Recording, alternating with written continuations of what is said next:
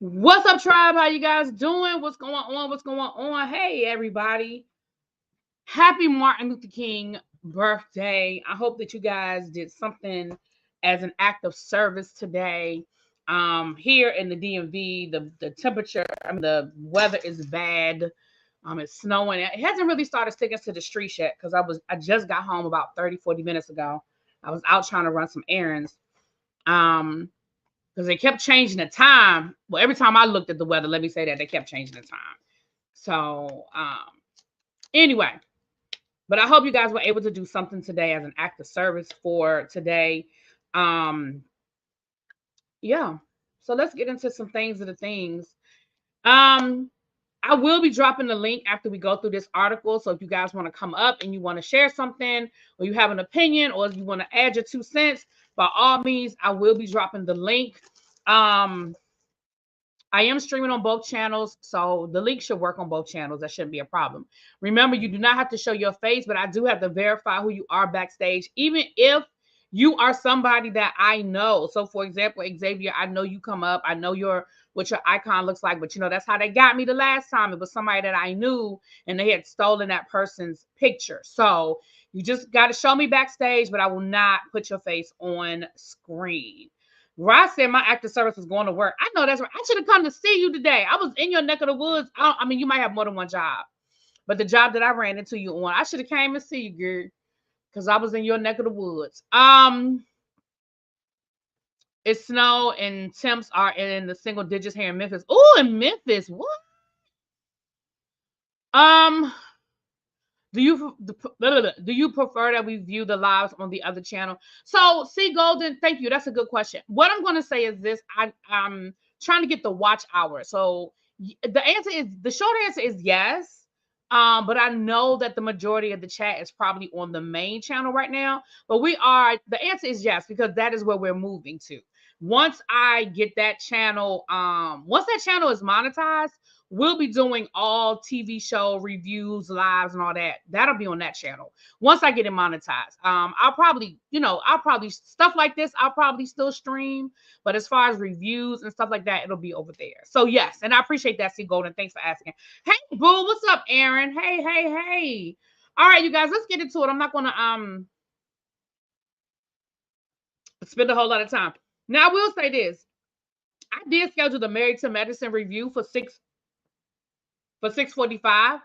The time I normally do my tribe meetings at 6:45. However, the episode is boring.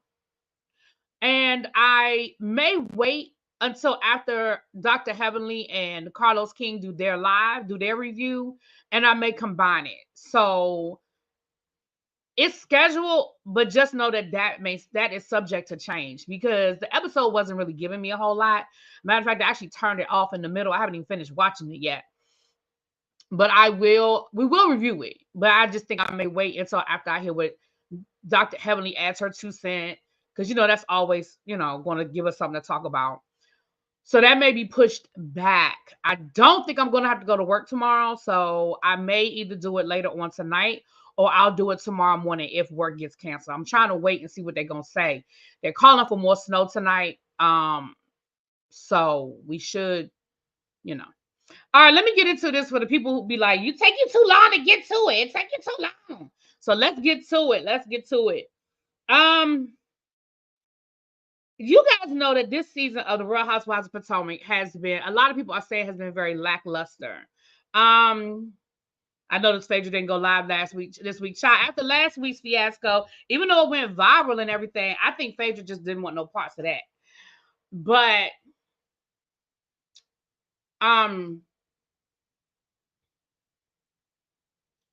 this article was written in Essence magazine, and it's called Breaking the Fourth Wall. And it's basically a breakdown of what's going on with the Real Housewives of Potomac and what's wrong with what's going on with the Real Housewives of Potomac. And this is what I'm going to say. This article, part of the reason why I want to talk about this article is because honestly, it actually covers a lot of what issue I have with the show this season. But it does sort of go back to some of the other things. That's why on the thumbnail I have like pretty much all of the different variations of the cast. I think everybody who's ever been on the show is represented on the thumbnail on one of the, I think I have season 1, season 5, season 6, and then this current season. So I think everybody is pretty much represented because for the most part, it covers the whole history of the show. Now, in my humble opinion, I think the show started on a decline after the after season 5, the infamous season 5 with Monique and Candace in the fight. And I'm gonna tell you, and not because there was an altercation, because shows have had altercations and they've been able to survive. I mean, hell, the Real Housewives of New Jersey put themselves on the map with Teresa Giudice. First of all, y'all know I went back and started watching from season 1, so I had never seen this big table moment. When I finally saw it, I was like, that's it? That's all? Because it has become such fodder. When you think of Real Housewives franchise and you say, what are the top moments of Real Housewives, any of the Real Housewives, somewhere in the top 3 is going to be Teresa Giudice in this moment with the table. And when I finally saw it, I was like, that's it? Okay, Phaedra did go live last night. Okay. I didn't watch it. So, okay, Montreal said she did go live. Okay. So that's my 2 cents. And we'll, as we read through the article, I'm going to sort of add my commentary. And then at the end, like I said, I will, right. Teresa didn't even flip the damn table. She tilted it. So, but again, that was genius marketing, because now whenever you think of Teresa Giudice, the table is going to come up in the conversation. Whenever you think of Real Housewives of New Jersey, the table, Teresa Giudice, and that table comes up. And again, if you think of the history of the Real Housewives franchise and you say, what are the top moments? That is a top moment. I don't care what nobody say. Even if you never watched the Real Housewives of New Jersey, you knew about Teresa Giudice and this table, because I did before I even watched the show.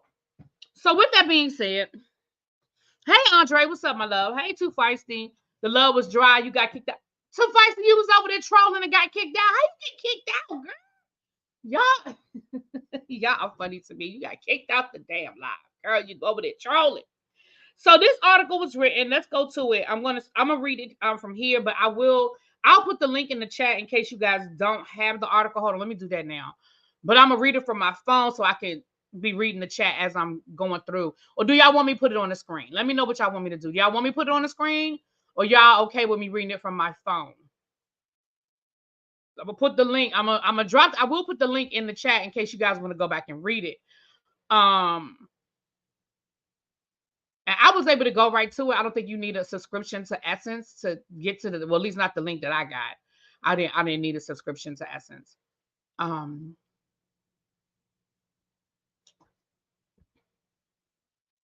Okay, here we go.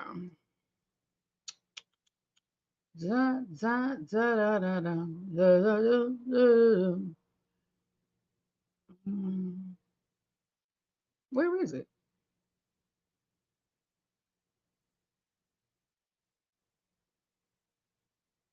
I emailed the article to myself. I know it's in my email. Oh, duh, right in my face. Tripping. I'm about to say, I know I had the article. I emailed it to myself. I see it on my phone. All right, you guys. All right. Okay, y'all okay with me just reading it? Okay, there's the link right there again. If you want to go back and visit it for yourself, the link is there. All right, so let's read through this article. It says, and this was published yesterday. Well, the day before yesterday, 73 hours ago, it says. Among all of the Real Housewives franchises, Potomac gained its claim to fame through its 2 matriarchal anchors, Karen Huger and Giselle Bryant. Now, I disagree with that from the beginning. I think they got their claim to fame after season 5. I mean, let's call a thing, but I'll keep going. While like many of its counterparts, Potomac is recognized for depicting the lifestyles and interpersonal dynamics of the women. Real Housewives have become somewhat dynamics of women. Real Housewives of Potomac has become somewhat lackluster in offering a compelling glimpse into the lives of the ladies of Potomac, Maryland. However, beneath the surface lies a deeper issue. I agree with that. We are not getting Like in that first season, as much as people didn't like the fact that Karen kept bringing up etiquette and this, and this, and that, I do think in that season one, we got a glimpse into that part of the upper middle class, rich Black folk in the DC, Maryland, Virginia area. Like, you may not be able to bring cameras in, but it's like, I'm going to just give you an example and then I'm going to keep going. Giselle and her daughters, are they a part of any organizations? Like, Giselle is an AKA. A shout out, happy Founders Day to the ladies of Alpha Kappa Alpha Sorority Incorporated. Are your daughters a part of the junior version? I don't remember the name of it, and I don't want to call it wrong. If you are AKA, put it in the chat. Are your daughters a part of that? Were your daughters debutantes? Were your daughters in Jack and Jill? Like, all of these things are very much a part of that upper middle class Black life. They're very much a part of that. But we haven't seen any of that. And Giselle has daughters. That would have been perfect. Robin, not Robin. Anyway, y'all get the point. That's an example. Okay. Glimpse into the lives of the ladies of Potomac, Maryland. However, beneath the surface lies a deeper issue.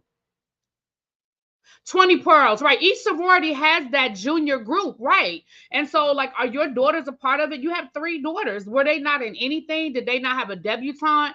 Do they not participate in Jack and Jill or any of those organizations that are very prevalent among the upper middle class here in DC? But okay. Now in its AC, and you don't have to be upper middle class to be in Jack and Jill, but I'm just, for whatever reason, Jack and Jill just keeps coming in my mind. Anyway, now in its 8th season, the show has mostly stayed with the same cast, with a scattering of replacements and additions, with Monique Samuels joining in season 2, Candace Dillard-Bassett, who joined in season 3, Dr. Wendy Osefo in season 5, and Mia Thornton in season 6.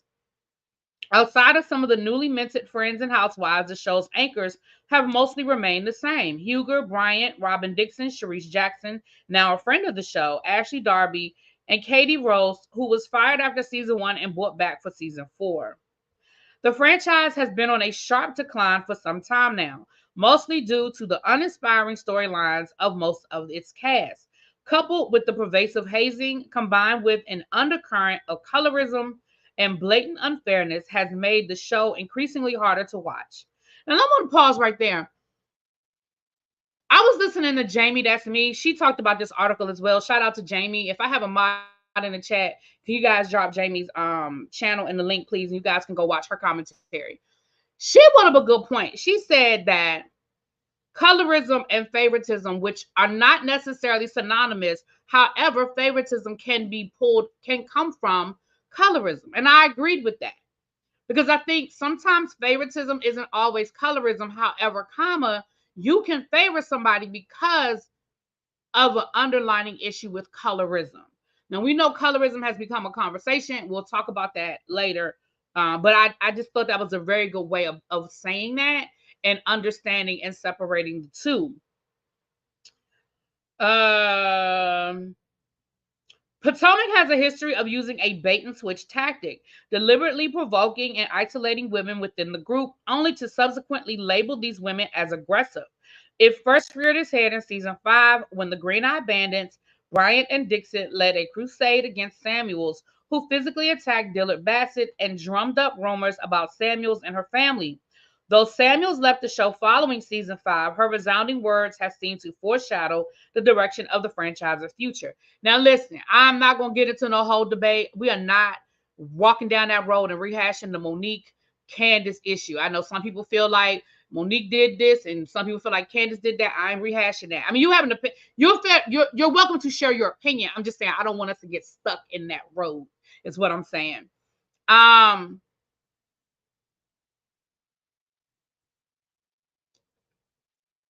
I do, and I know a lot of people get caught up on the fact that Monique was trying to be quote unquote friends with Giselle during the season. I know a lot of people are stuck there, but I don't think we should negate the fact that there was an attack on Monique. We know it.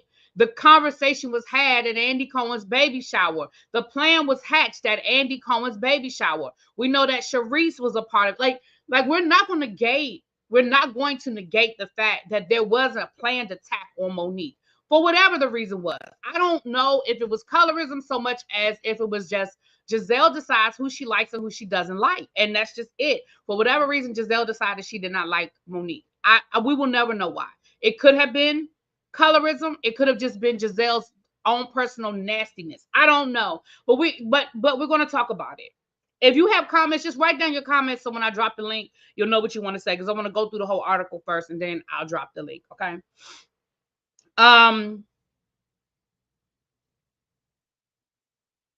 Okay. Following Thornton's assault on Osefo in season 7, where Mia splashed a martini in Wendy's face, she also hit Wendy with her purse. I don't know why nobody ever wants to talk about the fact that she hit that girl with her purse. That's an assault. She assaulted her with that big ass bag. Samuels came forward with commentary about her former castmates. She said the following: "One thing Wendy should understand is that it's not about her actions or lack thereof. She could have sat there quietly and still would have found reason to ice her out. The same ladies who told me words or even antagonizing someone is not grounds for getting physical or defending a person who got physical over Peter Thomas. LOL. Just wow." And we talked about that last year. We talked about that on the reunion, because remember at the reunion when Andy brought up the double standard, or somebody brought up the double standard, Giselle's response was, "Well, I just don't like Wendy." So again, you're admitting that your issue with what Monique did wasn't so much about, oh, Monique is setting a horrible example for all Black women, and you brought a whole security guard to Karen's house and all of the dramatics with Monique, only to fast forward 2 seasons and you're okay with Mia assaulting Wendy because you just don't like her. Okay, girl. The glaring issue on Potomac is seemingly that the goalpost always moves depending on who you're talking to. During season 5, the women largely condemned Monique for attacking Candace. During the season 7 reunion, when the altercation between Wendy and Mia was addressed, it was radio silence among the women, with the exception being Ashley, Karen, and Candace. So they don't say it was radio silence among the women. Say it was radio silence among Mia, Robin, and Giselle, because 3 of the women spoke up. But okay, girl. The consensus was largely attributed to the evident animosity towards Wendy. Bryant blatantly stated, "I don't like her," in reference to Wendy. The ousting has become a pattern and is orchestrated by the Green-Eyed Bandits, who have maneuvered through much of the show's past seasons without having to reveal much in their own personal lives and pivoting to focus on the other women and stirring up drama. I want to pause there for a second. I said this yesterday when I did my review of Bell Collective. I think that there's a level of accepted exposure of your life on a reality show. I think that we all respect, all of us who love reality TV. I think we give a pass to a certain extent for things people do not want to share. I think the problem is when there isn't an even rotation of those shared moments. So for example, I agree, Xavier. I do think Robin has shared. I think the problem is we don't like what we see with Robin. And when I say we, I mean as a general consensus. I think because Robin actually started off as one of my favorites. I loved Robin season 1. I did. I absolutely loved Robin season 1. I never was crazy about Giselle, and Karen got on my nerves season 1 with the whole etiquette thing. But I loved Robin because I thought she was like the homegirl. I thought she was like, and I was like, damn, that's messed up. You had it. You got to the top of the mountain. You and Juan. And I think part of it too is because I knew Juan Dixon's story before most of America did, because I follow sports. I'm local. I knew about Juan Dixon and his parents and his struggle. And I saw him play for the University of Maryland, and I saw it. So I also was already connected to them because of that. And I hated by the end of the season, I hated what I saw because I was like, wow, here's a woman who feels like she is obligated to this relationship because she's the reason why they're in the financial situation that they're in. Here's a woman who had a whole career, at least at the time, that's what we were led to believe, that she had to go back to her 9 to 5 just so they could survive. Like you could empathize with Robin's story. And I think I know, I'm gonna speak for me. I know that's why I was very much a fan of Robin season 1. I I do feel like Robin has shared a lot of her life with us.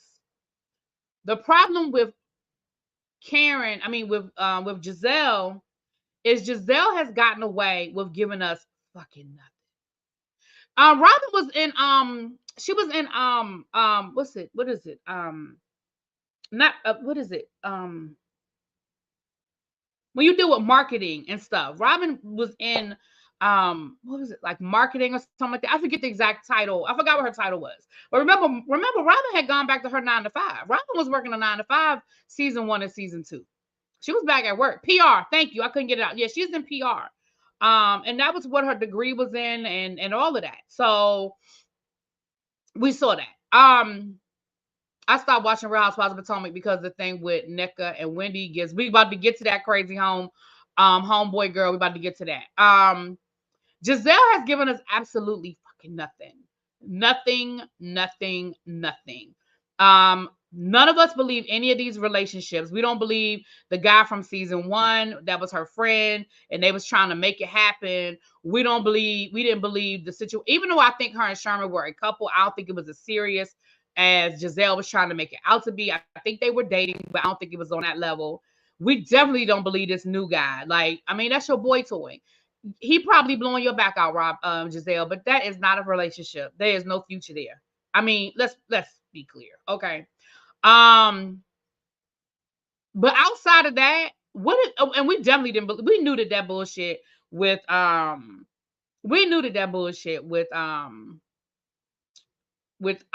her going back to her ex-husband. First of all, if you did go back to your ex-husband, you was a bigger fool than we all really thought you were. Because the way that man drug you up and down these Baltimore streets, why would you ever? Why would you ever? So we didn't even want to believe it was true. So we didn't believe none of the boyfriend storylines, right? If you take Giselle's boyfriend storylines out of the seasons and you take her relationship with her daughters, because I think that's probably the only genuine thing that we get from Giselle is the fact that she does love those girls, and we've gotten some really cute moments with Giselle and her daughters, right? If you take that out, what has Giselle actually given us? Season 1, we got Every Hue Beauty. She didn't even share with us when it closed. Like, here's the thing. I never want to revel in anybody's downfall. However, again, what happened? You said it was the pandemic. You said it was dealing with the factories. We can all relate to that. Why didn't we see any of that? Why didn't we see you on calls? Why didn't we see you talking to trying to get other suppliers? Why didn't we see that moment? Again, I'm not reveling in your downfall. However, you're on a reality show. You had no problem showing us the formation. You had no problem celebrating when it was going to be in Target. You had no problem celebrating at the Congressional Black Caucus. But but we saw nothing. We found out at the reunion it was gone. As a read that Karen threw at you. And then it was, oh, well, the pandemic. Girl, we can all relate to that. Right? So when you have opportunities to give us genuine storylines, we got nothing. Now, Karen, y'all know I love the grand dame. I love her down. Y'all know I love Karen. Karen has given us some stuff, but we know Karen be lying too, child. We know Karen be lying. We know Karen. Now, I love her down. Y'all know I love her down, but y'all know she be lying. Y'all know Karen be lying. But Karen has still given us her story. We saw when she had to move. We saw she, with the taxes situation. They tried to throw that she was having an affair. They tried to throw that affair at Karen 300 different ways. Listen, her husband don't care.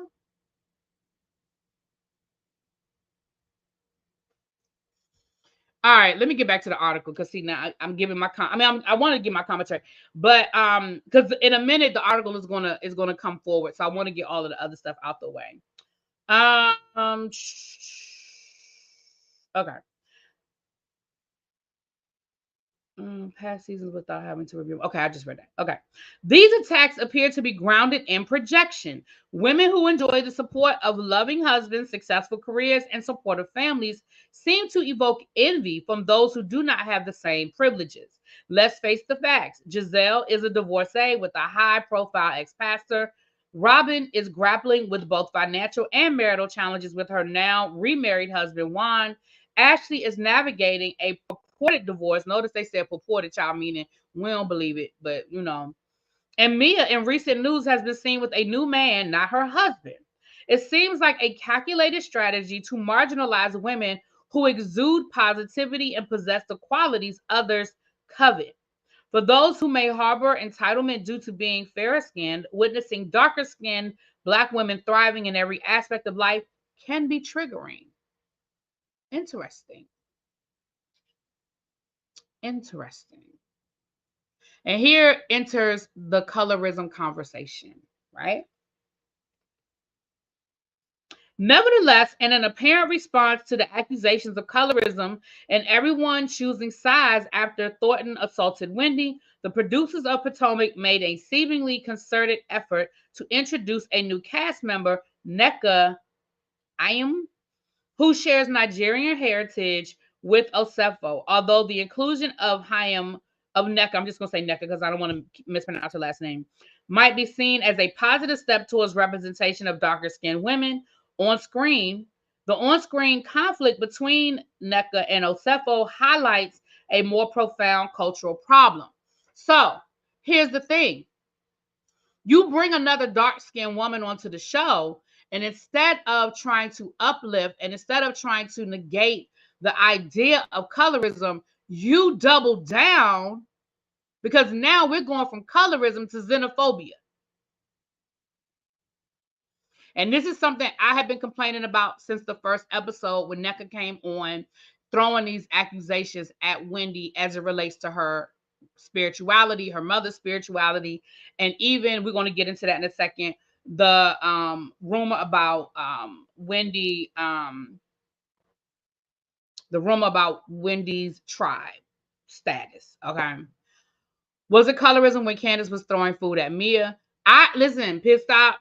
I'm just reading the article, baby, because y'all know I have my opinions about the whole colorism conversation. I don't want to get stuck there. So I want to finish the article. And then, like I said, I'll drop the link and we can have the conversation. Nevertheless, oh, I just read that. Okay. Okay, hold on. I want to make sure I read that. Okay. Although the inclusion, okay, there's nothing wrong with wanting to demonstrate your culture, says content creator and fellow Nigerian Rennie Vaughn. One of the mistakes they're making is that they're making it the central part of their personality. They keep attributing their successes and wealth to being Nigerian, which is where the problem is. The ongoing exchange between the two has involved accusations against Wendy's family, labeling them as Osu, a term that is highly considered derogatory in African culture. And in a TED Talk, speaker, I'm not going to even try to butcher that woman's name or that person's name, describes Osu as people who were told and believed, dedicated their lives and their services to the community, deity, and went further to pledging the faithfulness of their generations unborn, therefore they belong to the communities.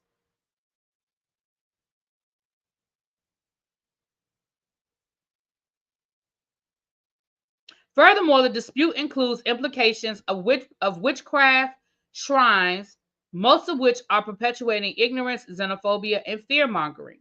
We have two women who are not only from Nigeria, they're actually the same ethnicity, meaning they're from the same tribe, and then happen to be experiencing conflict as a result of cultural differences within their ethnicity, which, in other words, they're now airing their dirty laundry and had no business being aired all the way in America, she says.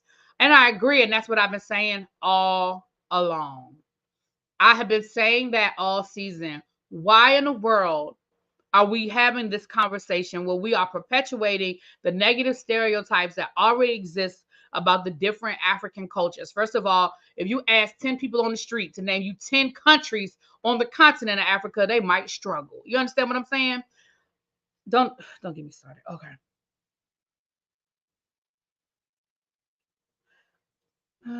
Okay. I'm sorry, y'all. Apart from Wendy and Nneka, the women in the group have no knowledge of traditional African religion.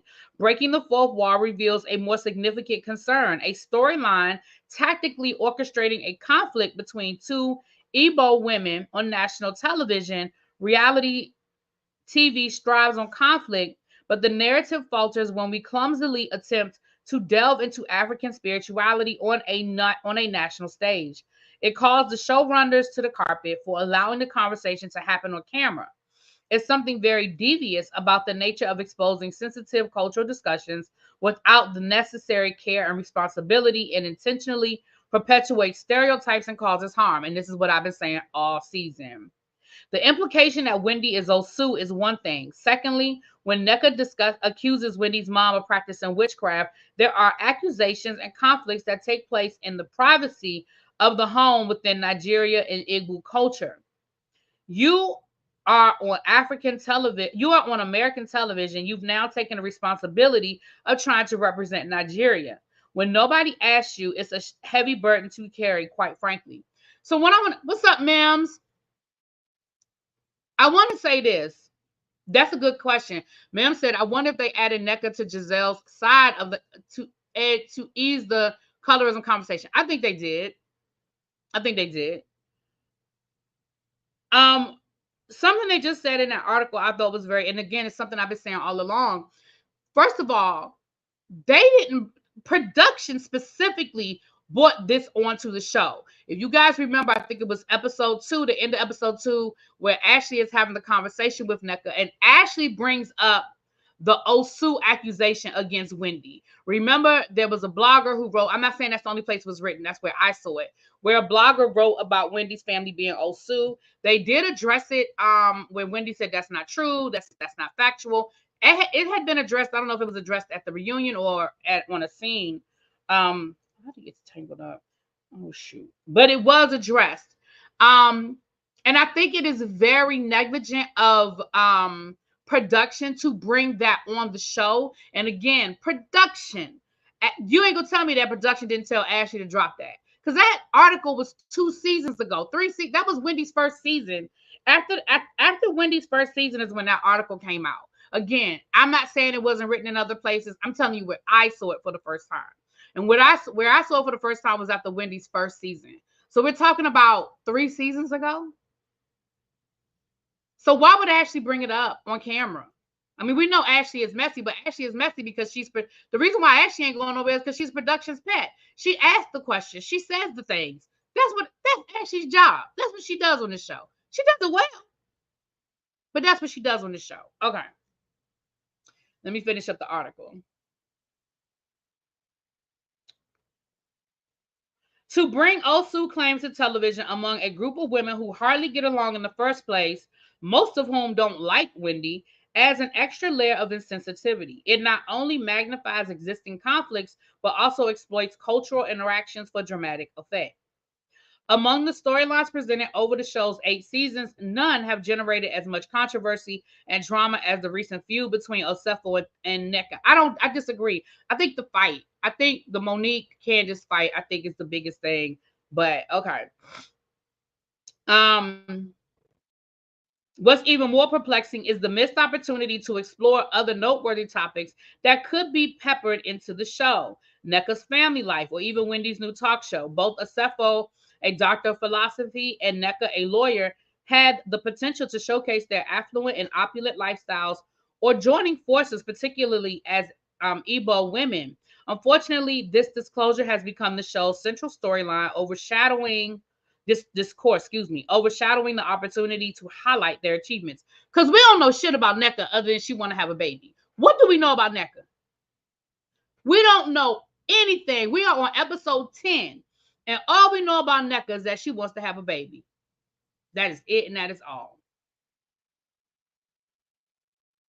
Vaughn, who is currently in Nigeria for the holiday, says it's strange for people to tune into American television and see that this is a plot. The insinuations surrounding Wendy's family lack tact, and discussing them on national television lacks the discretion that the African community deserves.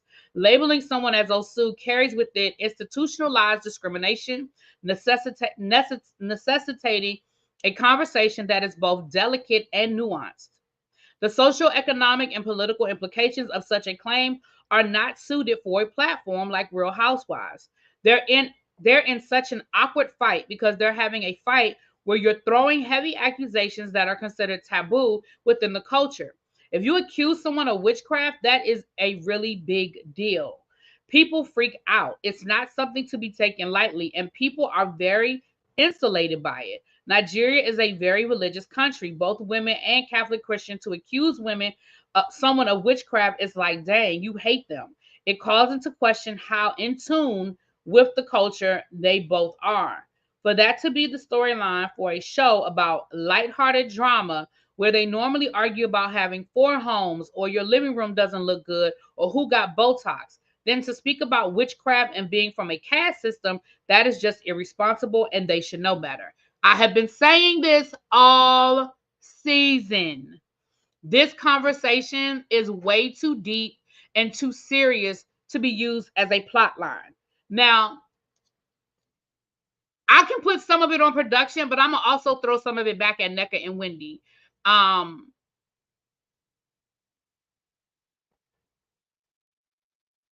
know we all want our jobs, and I get it. It's an easy paycheck. Candy has told us a million times it's an easy paycheck. I get it. I get it. But if I were Wendy, I would just refuse to have the conversation. You can cut me out. You can fire me. I mean, I refuse. Hell, Giselle gets away with it every year. Giselle talks about whatever the hell she want to talk about. And if something comes up and she don't want to talk about it, she don't talk about it. You know, I just wouldn't engage in it. I really got to figure out why this thing is tangled up. It's bothering me. But I put it on production for even allowing it to happen. Because I refuse to believe that Wendy has not shared with them how serious this is. I refuse to believe that. I refuse to believe that. And like I said last night when I was doing all right, I got to figure out why that's tangled up. But when I was doing my review last night, I was telling you guys that it's edited, in my opinion, is edited to make it look even worse and to make Wendy look even worse in the situation, in my opinion. I believe that this is chopped and screwed the way it's edited, and it's edited in a way to make Wendy look worse, my opinion. Unfortunately, this is not the first instance. During the season 7 reunion, when Dilla Bassett addressed colorism, none of the cast members were adequately equipped to engage in the conversation. However, for such a conversation to land on a platform like Housewives speaks to a larger issue with the cast and production. Before Samuels was ousted in season 6, she brought forth claims of the women conspiring to come after her and fabricate storylines, and what's happening to Osefo feels vaguely familiar. I told her at the season 5 reunion that she and her family would be next, Samuel said. The hate with some of these women is not for the camera. They're real life miserable. Real Housewives of Potomac has shed light on the pitfalls of exploiting cultural topics for entertainment. The recklessness of which these claims have been brought to the forefront among a group of women already struggling to find common ground raises questions about the responsibility of showrunners and its ethics, or how to move forward. I think Vaughn says, I think there needs to be admission that it went too far. I think they can't address this how they talk about regular beef. This can't be a discussion of it's Juan talking to the laundromat girl or does Karen have an extra boyfriend, because this is too light. They have to understand that by this storyline, we've actually insulted a whole culture. They need to admit and address as a unit the people with ethnic nuances never should have been a focus point for the season. It was a complete mistake to go down that road. I agree 100%. And I have said this over and over again. As viewers, it prompts us to reflect on the boundaries between entertainment and cultural sensitivity, urging a more thoughtful approach to storytelling that respects the dignity and nuances of diverse backgrounds. The unresolved tensions and lingering controversies on the show serve as a stark reminder that beyond reality television, real lives and cultures are at stake, demanding a more conscientious approach to what we choose to amplify. And again, I agree with most of what that article is saying. I wish, and I know that the main focus was for them to pivot over to the conversation about Wendy and Acefo. Wendy and NECA and their situation. But I also wish that they would have touched on Candace and her husband and Giselle, because I too think that that storyline is dangerous. In the era of Me Too, that is a dangerous accusation that they allowed Giselle to make, and allowed it to linger on the entire season, with Karen adjusting her story to fit the narrative she was trying to put out there.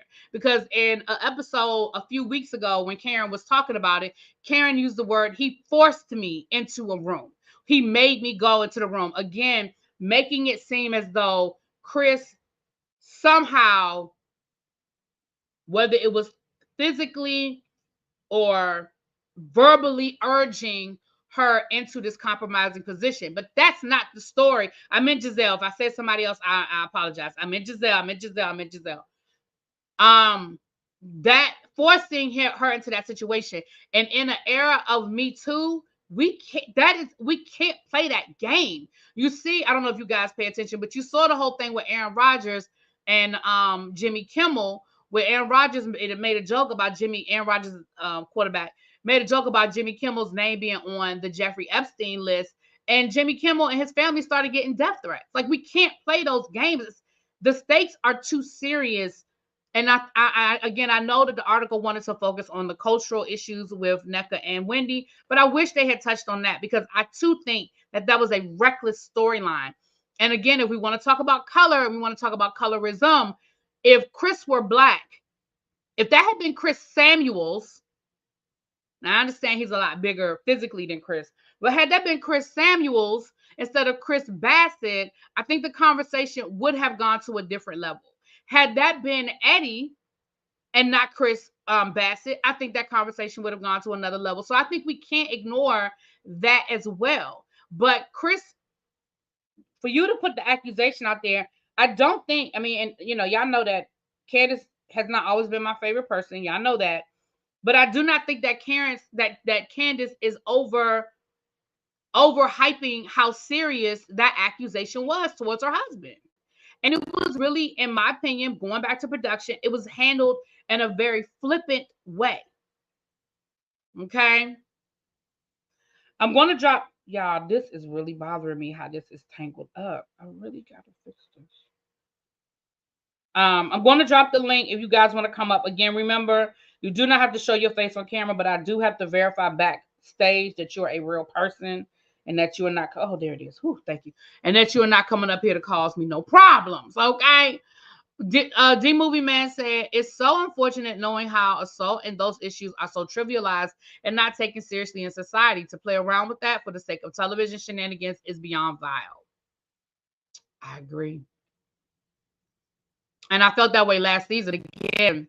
I've never been a big Candace fan, but last season I was Team Candace all day. I'll let you guys come up and say your piece. I dropped the link. You should be able to see it in both chats.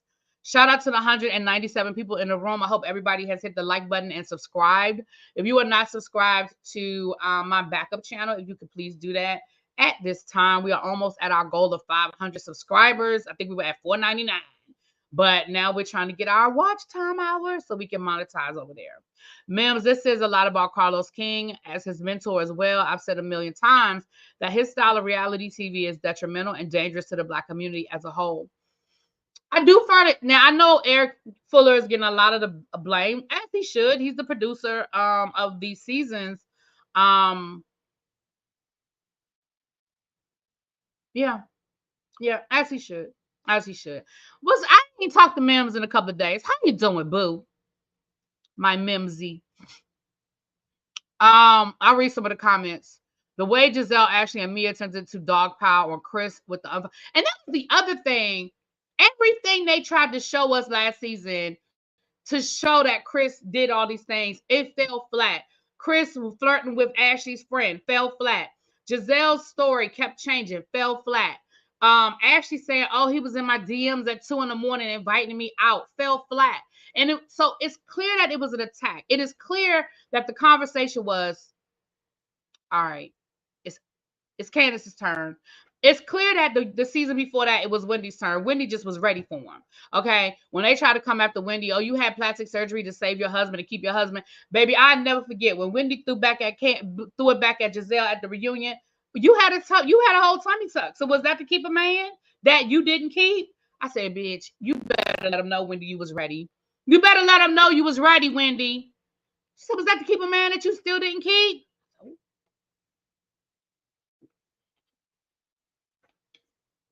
I said, ooh. And then she's going to say, I had twins. Wendy had 3 kids too. I mean, you said that like your situation was different. Well, I had twins. Okay, you had twins. You had 2 at one time, and then you had Grace. Wendy had 3 kids. What's the difference? What's the difference? It's ReallyBTV space reviews. Don, can you drop the link for me, please? Somebody asked for the link. What flavor is that water? It's regular water, but it has Crystal Light in it, and it's strawberry pineapple refresher. I can't listen. I try my best to drink water. I drink a lot more water than I used to, but I cannot drink plain water. It just I can't. So even though my trainer hates the fact that I use the Crystal Light, he said it's better than me not drinking water. So it's the compromise. But I like this flavor. I like the strawberry pineapple flavor, and then I like this flavor. Where'd it go? I just had it. And then I like the blueberry raspberry flavor. These are my 2 favorite. All right.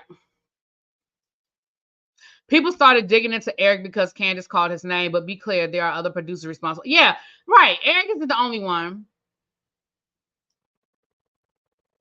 Okay. D. Johnson, I see you backstage. I need to see you real quick, then I'll bring you up.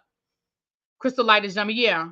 Sound like my mama, but okay. I'm bringing you up now. Come on up. Happy Monday, Really. Happy Monday. How are you, my love? I'm good. Just getting off work, trying to enjoy the rest of the day and seeing all this. That's right. You better enjoy the rest of the day. I'm hoping that my job get canceled tomorrow. I'm hoping that it snow all damn night. But this whole story, I just, I always tell people, like, for me, I think I've stopped watching reality television for probably like 3 years. I really prefer to watch YouTube and watch all of y'all commentary because I feel like a lot of these shows don't give anything. I just don't see anything. I think the formula may just be, everything runs its course. And I think the formula maybe just have run its course. That's true. And I feel like, I don't know, what's it called? Real Housewives of Beverly Hills. I'm interested. I'm locked in because I'm like, okay, I like seeing people with money. I like seeing what they're doing. Even if the beef might be like the most basic stuff, it's the aesthetics for me. And Potomac and Atlanta to me, because I think, doesn't Eric run Atlanta too, I believe? Yeah, yeah. Mm-hmm. They don't offer anything because Eric, no offense to him, cannot find the people, and the people don't want to work with Eric. That's the real reality, I feel like, at this point. They don't trust Eric to tell their stories in these areas, and I feel like just like I don't want to see people who live the same life that I do. Listen, and that's the thing. Me and Mims have had that conversation off camera. I mean, offline. I don't think he would mind me saying that publicly, but we've both said that. Like, and as somebody who lives in this area, there is money here. Like, It's not that there isn't money here. There is money here. And again, I think the great thing about a franchise is showing what's different in that city. So, for example, I have gotten locked into the Real Housewives of New Jersey because they are unapologetically Jersey. You know what I'm saying? They have quiet money. Teresa is gaudy, right? Yeah. She's always been gaudy. So, but what I mean by quiet money is you don't get a lot of the labels when it comes to Rants and Rambles, come back up, boo. You were up, and I didn't get a chance to bring you up on camera. Like for example, Teresa, when you look at the earlier seasons of the Real Housewives of New Jersey, or even now, you might get a nice bag, you know, but you don't get the in your face label. I think the person who's probably the most guilty is Melissa. Everybody else is gonna go down. They're gonna get them a cute little outfit out the boutique, and they're gonna be good. But they got the money now. They got the coin. Rants and Rambles. Let me see you backstage real quick, my love, and then I'll bring you up. Yeah, I've come All to right. see. Okay, boo. I don't know. I think what's funny more than anything is just seeing the show. More so seeing like these specifically with Potomac, like their Instagrams. And I keep saying all the time, when I watch Wendy's Instagram and see all the vacations she goes on and sees all the stuff that she does, from going to the Usher concert, why are we not getting a whole episode of the group going to Usher's concert? I don't understand how we can't get production to put quality stuff, because this Texas stuff, I've been to Texas plenty of times, and I'm like, this looks boring. Y'all make Texas actually look boring. How is that possible? Right. I agree. I agree. And that's what I'm saying. Like every city has a personality, and I feel like we're not getting that personality when it comes to the DMV Potomac. We're just not getting that personality here. That kill Marley though said, let's call a thing.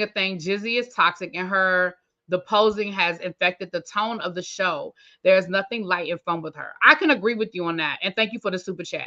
Rants and Rambles, what you got? Too feisty? I need to see you backstage, and then I'll bring you up, my love. Okay. Hey, all right. Hey, Rants and Rambles, what's up, boo? Happy New Year. How you feeling? I am great. It's snowing. I'm just. It is. Oh, that's right. You are in Maryland too. That's right. Yeah. Oh, you in Maryland? That's right. I'm Baltimore. You can hear it. I heard it as soon as you said it. I heard it. Not too much. Not too much. No. I was called. There are two things I wanted to say about the whole article and situation. One, I feel like overall, as like a genre, reality TV has started to run stale. And it's kind of like, because we became aware, like social media has lifted the curtains and it's taken the genuineness and sincerity out of reality TV. Like gone are the days of Black inquiry where, oh shit, misspelled somebody's name on a tattoo. You know what I'm saying? Like things like that that are so authentic and real that can't be duplicated are gone, because now we know we're on, the camera's on, and I have to edit myself to present myself in a way that seems more palatable, which in turns make you seem disingenuous and fake.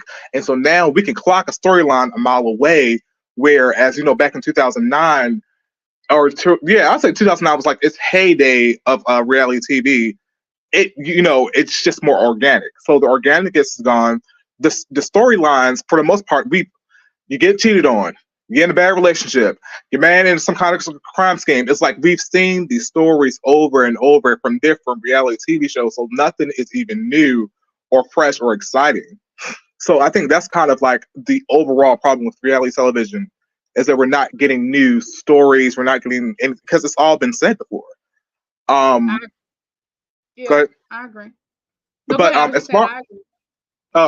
as far as like the article goes, that bothers me. I'm Nigerian. The way they present Osu, and I'm not saying that it's not a big deal, but it's kind of like what a not a 1-to-1 ratio. I'm not saying this is the same thing or carries the same weight, but you know the term food stamps queen, right? Say it again. The term food stamps queen, like somebody who would like scan the system, the next mile. You know, like it has that kind of connotation where you never want to be labeled it, but it's not the biggest deal. You know what I'm saying? Like where it's bad, if you knew somebody who was a food stamp queen or took that moniker or was labeled it, you would look at them a little funny. But the way that article portrayed it and the sincerity and the gravity that was made, they both Nigerian. It's a dig. It's depending on how old the generation is, because I like my grandmama their family may hold it to a higher caliber, but like the Nigerians and Africans, like we'll say that as a dig. So let me ask you this. First of all, shout out to Mims and Two Fights. I'm gonna get to you in a second, my love. Thank you for your patience. Thank you, Mims, for the super chat. He said Applehead actually makes Texas born like a fashion. So let me ask you this question. I hear you now. It's always been explained to me like it's serious, but again, you are Nigerian, so I can't. I understand your point of view. But let me ask you this question. There's weight to it. Yes. Is it like? Because I haven't been to no country in a while. Like in the less developed area of Nigeria, like in some of the more like rural places, it can be. But like if you go to like Lagos, if you go to somewhere like that's more developed, that has cities and towns, like we don't. Most of us Christian, they don't care like that. We know it. We know it exists. We know about witchcraft. We know what it's like to have somebody devoted. And we know what it's like to be. I can't explain it. I can't explain it in like an American term. Does that make sense? No, I understand what you're saying, but I was gonna say, so even taking your example of food stamp queen, like I understand it's not a 1-to-1 ratio comparison, but even taking that, we as Black people understand it's a dig, and we understand even the somewhat of the origin of it being a dig. Right. But if let's just say you were on a cast and you were the only 2 Black people on the cast. Let's say Real Housewives of Beverly Hills, and it's Garcelle and Anne Marie. And Anne Marie attacked Garcelle. Perfect example. Garcelle is Haitian. Let's say Anne Marie is Haitian, which she's not, but let's just use that as an example. And Anne Marie accused Garcelle of being of practicing voodoo, and her mom putting a voodoo spell on her.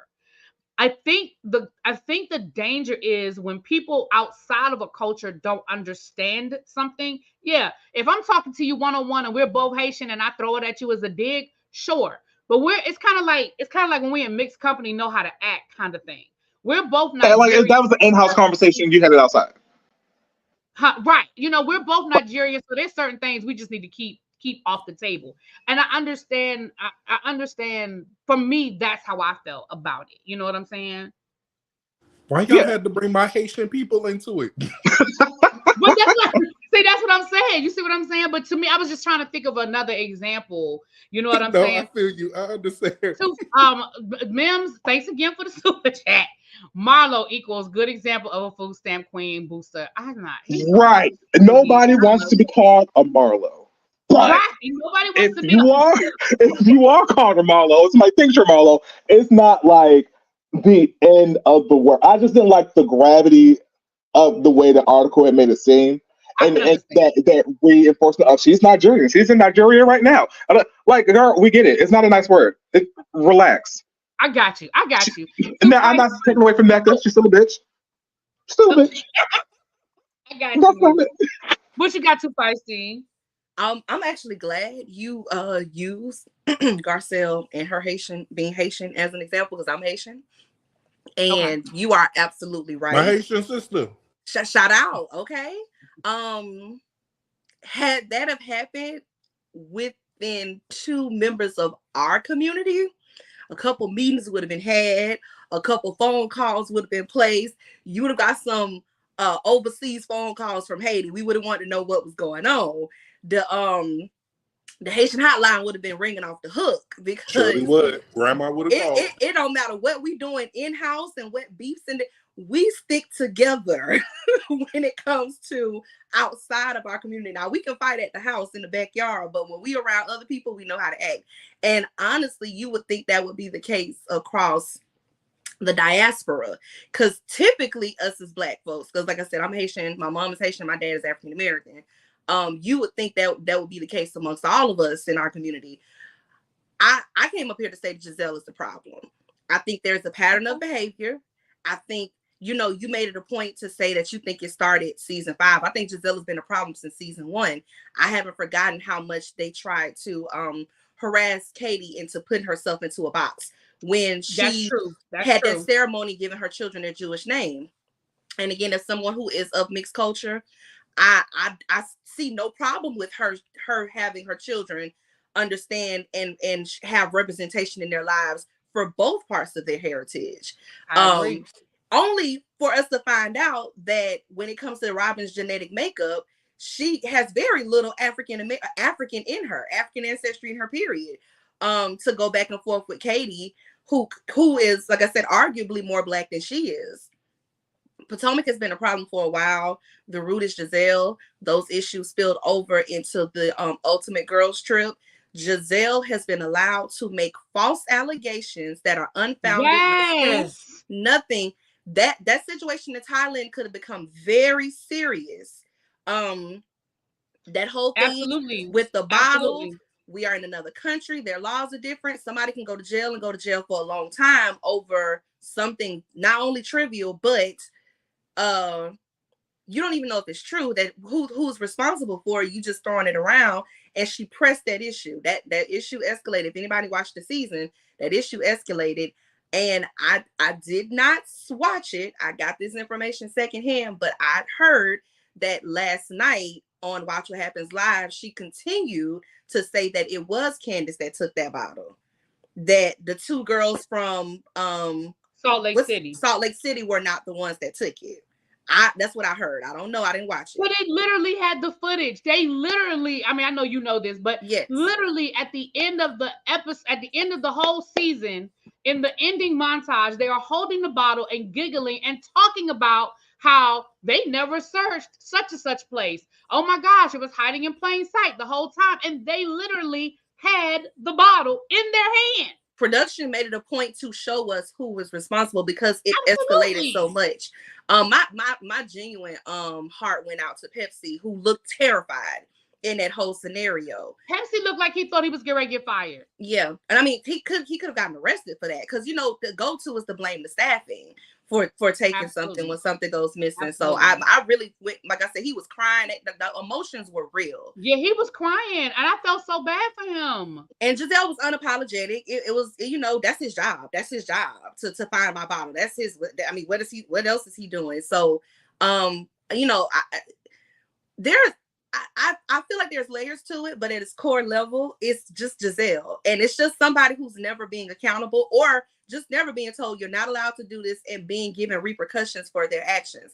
Giselle is always plotting and planning to come up with some lie about one of the cast members or multiple cast members at the same time. I think the lies with Karen went too far as well. I know most of the focus was on what happened with Chris, but this whole thing about Karen having sex with random people in bathrooms and stuff like that, it was too much. It was too much. I don't believe for 1 second that Karen, if that lady is having an affair, she's definitely a Hotel 4 Seasons type of woman. She is not having sex with some random stranger. The girls don't play them games. They like I said, they go too far with it. And when we add to the fact that she's obviously a favorite of production for whatever reason, some of us believe it's colorism. Some of, for whatever reason, though, production clearly favors Giselle. And within that favoring, she is allowed to lord over those other women on this show and do whatever she wants to them, and production helps support them.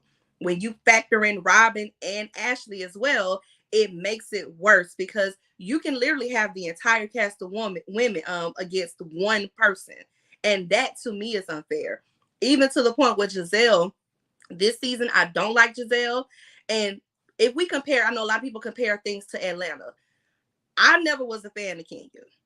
I was a fan of Kenya prior to her coming onto Atlanta, but I didn't like her entrance onto the show. I didn't like the antics that she played. Not to take it off topic, but my point is, at some level, Kenya interacted with the rest of the cast. It didn't matter whether she liked you, even Nene. It didn't matter whether Nene liked you or not. Everybody had to show up for work. Everybody had to do their job. I would forget Giselle was even in Austin on the trip with them, because she was refusing to participate in any interactions with everybody at the table. I think that is unfair. You get paid entirely too much to not clock in at work. And the fact that production did not make her, to me, if this same thing had happened in Atlanta, that person would have been demoted that season as a friend of. There's no way somebody can go through the entire season without giving any of their real life, without participating and interacting with all the women. Even if you and Candace sitting at the table having a nasty argument, that's still something. You feel like you don't deserve Candace or Wendy any type of conversation. She's the problem, and production is the problem as well because they allow her to behave this way. I'm not laughing at you. I'm laughing. No, it's okay. Mims, first of all, the Grand Dame does not fly spirit. You're gonna back up off the Grand Dame. You know, there's no Grand Dame slander on this channel. And number two, I never said I didn't want to hear your voice when you were naked. Mims, his happy place is the tub. So a lot of times he calls me and I can hear the water in the background. And I'd be like, are you in the tub again? But that's his happy place. Anyway. Shout out to Mills. But I just think Giselle's ruined the show. I think Giselle has been ruining the show for several years. Like I said, you say season 5, I'd say season 4. I think season 4 is where it started. Season 5 for me was the downfall because again, as a YouTuber, I'm reviewing the show, and that is, I mean, that was one of those seasons that made people want to stop reviewing the show. It was that bad. The fans got to be so toxic, and it was very much either you were team Monique or you were team Candace. And if you said anything about the other person, then you were attacked. And when I say attacked, you know what I mean. Yes. And it just got to the point where you just didn't. And so I really feel like we never quite recovered from that moment, from that season, I should say. But I do agree when you go back to season 1, a lot of times I did forget about the whole Katie thing. But you're right. And especially looking back on it with a different perspective now, it was a very effed up storyline and a very effed up way for them to come at her. It's clear that Giselle is in good with production. In good with Bravo. And I think Ashley is as well too. I think Ashley has been allowed. Well, Ashley is their puppet. They know that they can whisper it in Ashley's ear, and she's gonna go do it. But Giselle is do good with Bravo. State accountability and stuff as well. Like Michael, if any other show, Michael would have never been allowed to remain on his cast. I agree. Michael should have never. Ashley should have been fired season 2 after that situation. The first situation where Michael came out. She should have been fired. Giselle, when I say Giselle is a favorite of production, I don't mean just production, I mean Bravo. Yeah. And when you're in good with Bravo, you would like look at me, look at Nene. Nene was in good with Bravo. Candy is in good with Bravo. And that's why when people say, oh, Candy's not doing this and I keep telling y'all, Candy ain't going nowhere because Candy makes money for Bravo. That is a business relationship at this point. It's more than just her being a housewife. It is a business relationship. Nene, it got, it had to go to the level it went to for Nene to really leave Bravo. It had to go to that level. So Giselle is there. Remember they had the Bravo chat room during the Panorama with her and Portia, and I forgot who the third person was. And she, the ultimate girl, she is in good with Bravo. And so she knows it. She uses it quietly. She's not loud with it like Nene was. She's very quiet with it. But I believe that she probably has the same hotline that Nene had to get to Andy or to get to production. And I believe she has the same hotline. I just think she's a lot more quiet about using it. But I agree. I think Giselle is a big part of what's wrong with Potomac. I think that article was a great article, though. And I understand the point you were making, Rants and Rambles, that maybe they dwelled a little too much on the level of the Osu label. But I think that still goes back to the conversation because we don't know that. Can we dive into that a little bit, too, while we're here? Because I meant to say this earlier, but I forgot. Caste systems exist throughout all cultures. Absolutely. I don't know a lot about the caste systems for the tribes in Nigeria, but like I said, I am familiar with how they work. So one of the things that I've noticed, and really, if you don't mind, could you please clarify, because you live in the area, I'm sure you hear a lot of tea. I've noticed that there's been like a narrative that they've been trying to establish about Wendy since she first came on the show, to say like maybe that she's like less than who she is. I've heard that the Nigerian community doesn't really mess with her, or that the whole thing about her not really having any money, the whole thing about Eddie, and I've heard conversations about their student loans. I've heard things about the organization in which she worked with, that she stole some woman's contact list, and that's the reason why the organization doesn't really mess with her. A lot of the movers and shakers in the DMV area don't really care for her. I've heard a lot of things, but I think to me, at least where it comes across to me is that it leans into a narrative that Wendy is not deserving of the respect. Because when we hear doctor, or we hear somebody that's highly educated, we tend to give them a lot of respect. That's just the the giving in our communities. I feel like there's a lot of attempts to knock Wendy down multiple pegs, even like with NECA coming on. It's like, well, nobody really messes with you. And like even the OSHA thing is like, you're shunned. Like that's the way they present us. You're shunned. You're not really welcome in the community. You are an outcast and so on and so forth. So I'm wondering if that is like just yet another plot. Like if these narratives really stem from like Giselle and her crew. Well, remember Wendy said that that's not true, and a blogger started that. That didn't come from Wendy. That didn't come from Wendy's storyline. A blogger put that out, and it has continued to just sort of hang around. I think that whole conversation about Wendy comes from the conflict between Wendy and Eddie's family, and she did talk about that.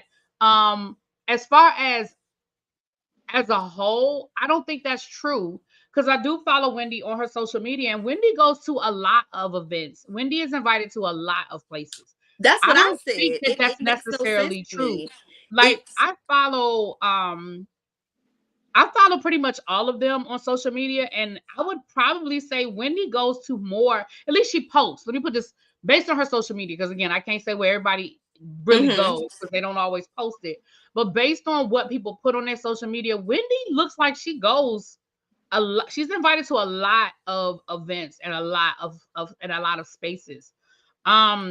Her and Karen seem to be the most active in the local community based on social media. So that's why I always thought it was strange that people were running with that narrative about Wendy being outcast in the local community, specifically the Nigerian community, and not really liking her and her family and stuff like that. I was like, you can't tell based on what she posts. She's always getting invited somewhere, including the White House. She's been multiple times. Real quick, wasn't it Funky who had said that? It was like, a lot of people that said that. Because I the first time I remember seeing that article about Wendy, I remember it being on Funky Dinev's blog site. That was the only, and that was like, it was on his blog site. That ended a long time ago. I saw it on All About the Tea. That's where I saw it. I remember right before one of his last few things, that last couple of years before he went down, that Wendy's first year, he was like, that's why Eddie Mama don't like her, because she was Osu and all this other thing. I saw it on All About the Tea. I mean, it may have been on Funky's site, but that's where I saw it. So I don't know. I don't know who started it, but that's where I saw it. Giselle wants respect for just existing, but never wants to give respect for anyone. I agree. Somebody asked me a question. Hold on, let me scroll back up.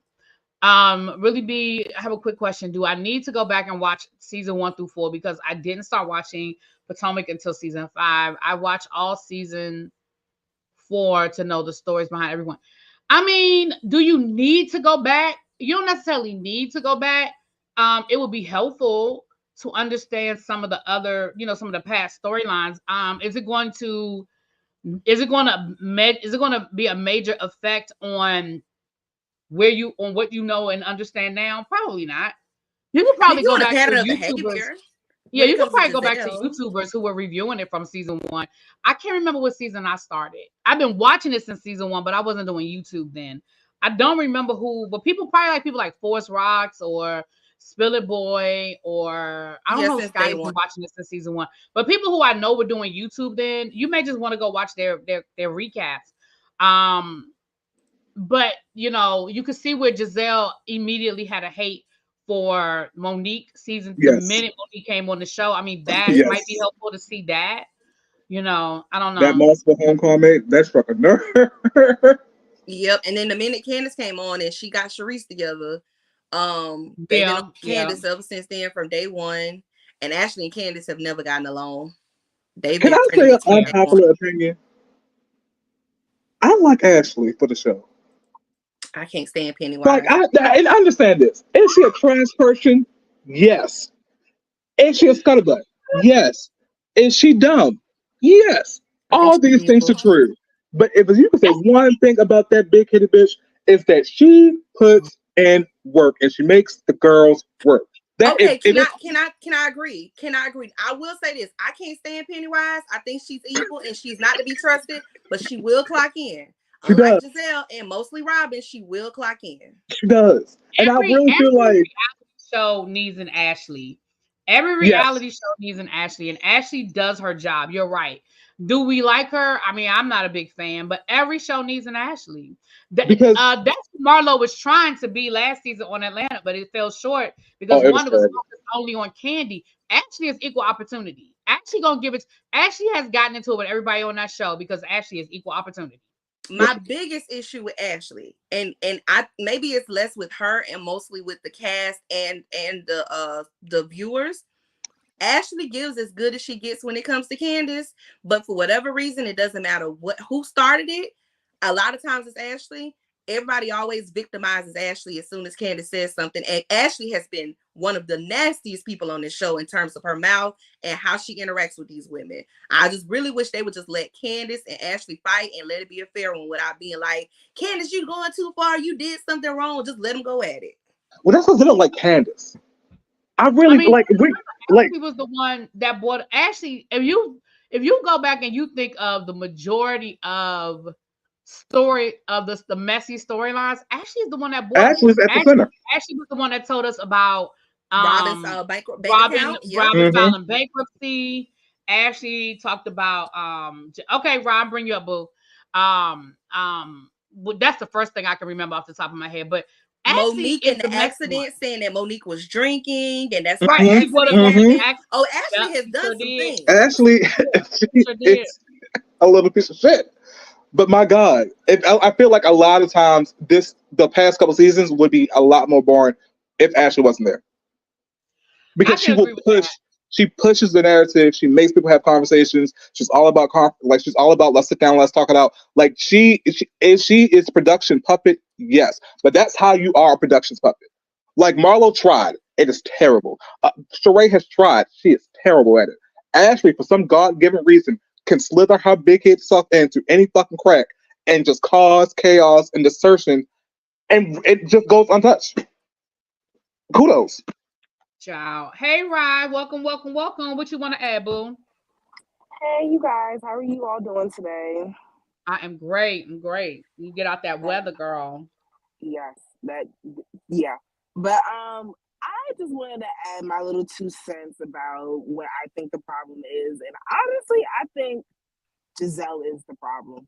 Because in my opinion, ever since season 3, where her and Robin came for Karen's tax, it was really Ray's tax issues.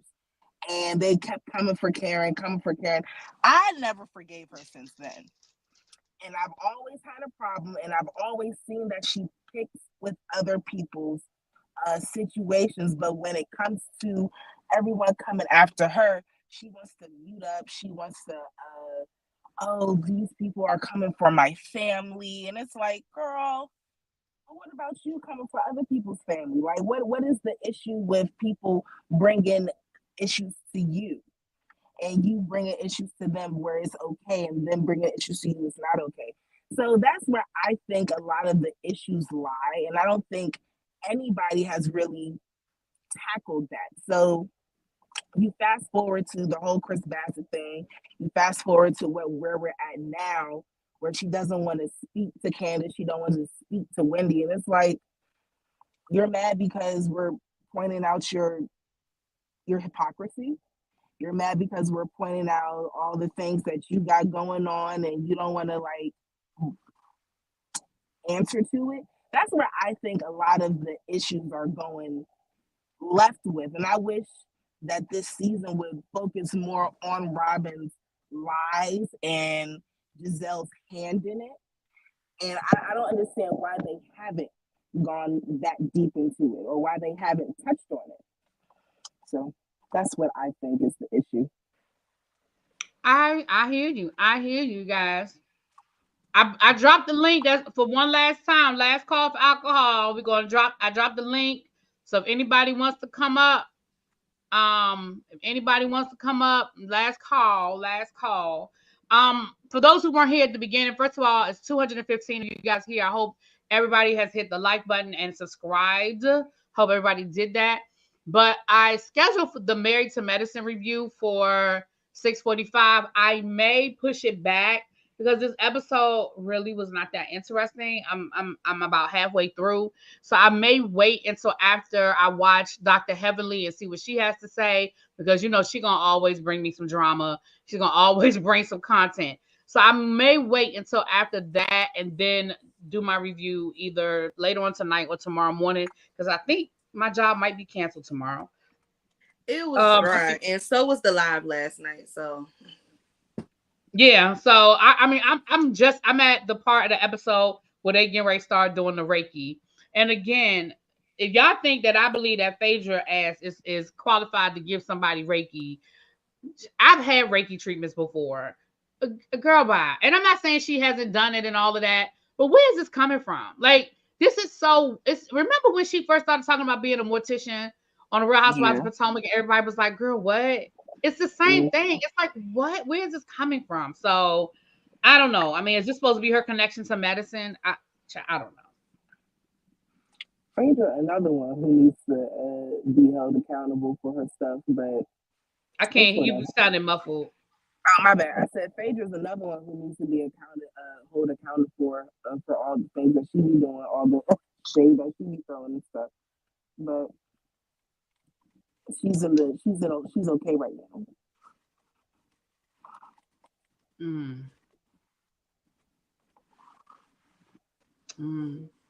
All right, you guys. Well, don't forget that we will be here for the Whether You Like It or Not panel. We are on Yakatiz's channel tonight. I will share it on my wall so that if you guys you should be subscribed to y'all. But if you're not, it will be on my wall. And then you can go and subscribe when you get there. Okay. But we'll be over there, and I'm sure we will all have our 2 cents to add to this. Thank you guys for being here. Thank you for coming up on the platform. No problem. Thank you for having me. Right, Rants and Rambles and D. Johnson. Thank you for the super chats, Mims, and hold on, I got another one. Mims and that Kill Marley, though. I hope that's what I said it right. Thank you guys for being here. And like I said, we will do Married to Medicine either later on tonight or tomorrow. Okay. And with that being said, I will talk to y'all later. Peace.